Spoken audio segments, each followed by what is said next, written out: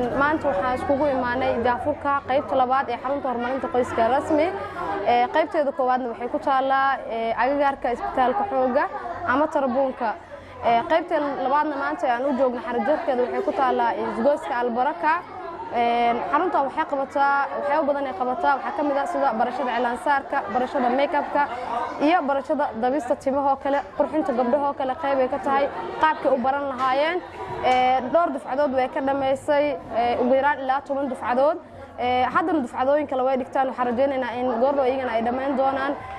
dumarka saa wada ognahay xirfaduhu waxay muhiim kaalin aad u weyn ugu jirtaa maadaama gabdho aan nahay aan u baahannahay xirfadda kaalin weyn ay ka qaadan karto in nafsadeena aan horumar gaarsiino haddii ahaan leed qoyskaaga kale ay ku anfacayso haddii xirfaddu aad baratana maalin maalmaha kamid meel kaaga soo baxaysa adoo gurigaaga jooga ku shaqaysan kartaa adoo u baahana maanta qoyskaaga wax ugu qaban kartaa soo xirfadda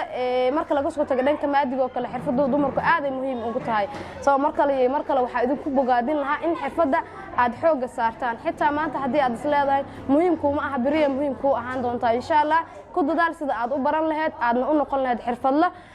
nafsadiisa horumar gaarsiiya aad u maasantiin soo dhawaada idin leeyahay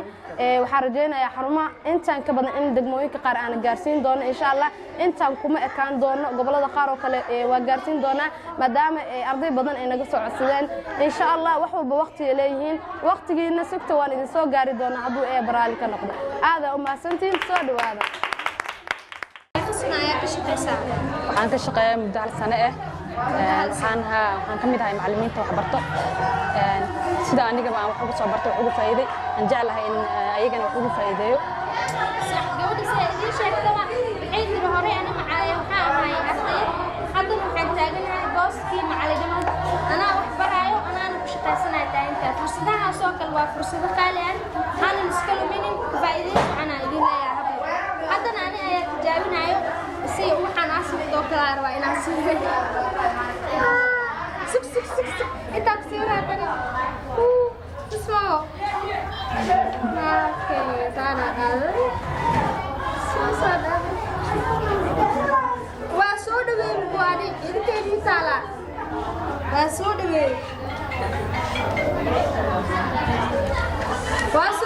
gabadheeda hadaada waa u saaran waxaan igu dhacay xarunta inta ii dhiman ka dhameystirna fursadaan yeedii dhaafin oo macallin nasteexo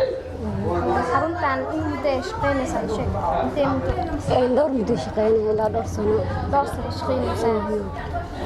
gabdho baranaa wax barteen way jirtaa aad iyo aad ana waxaan isdhahaa inaa adiga wax bartaar waa cilaansaar soo dhow wal baraa laga xaqtiraa marka xaruntan waxay aad ugu horumartay waxay ku horumartay barashada make-up-ka cilaanka faraada ka hadalka wax waliba farkaada ma dhaha faraada ka hadal farkaada la umaleynaa farkaada ma isbaraya ma faraada ka farka hadal صح aad ugu mahadsan tahay sida ay u sheegtay xarunta waxyaabaha ay ku hormartay cilaanka waa mid loo baahan yahay make-up in la barto hablaheena Soomaaliyeed aad u xiiseeyaan shaqo aan taas ku wanaagsan inay jirto hablaha u roon ma wada xanaanayna may adoo gurigaaga jira ku shaqaysan adoo caruurtaada karsanaayo xirfad waxa aad u muhiimsan waxa u mahadcelinaynaa macaan rasmi oo wax walba ka qabta insha Allah ma sha Allah gabdho idinkana hadaartii sidaan oo camal ina u qalan jibisaan oo cilaan saaris iyo make-up wax walba aad barataan la soo xiriir xarunta waxay ku taalaa barako xarunta labaad waaye xarunta weyn gabaadna waxay ku taalaa isbitaalka xooga la soo xiriir la barada shaashada saaran maxaa la dhahay horumar wacan aan ku leeyahay gabadhaadana inaad aad u korsan doonto iyo umarka aad dhasho insha Allah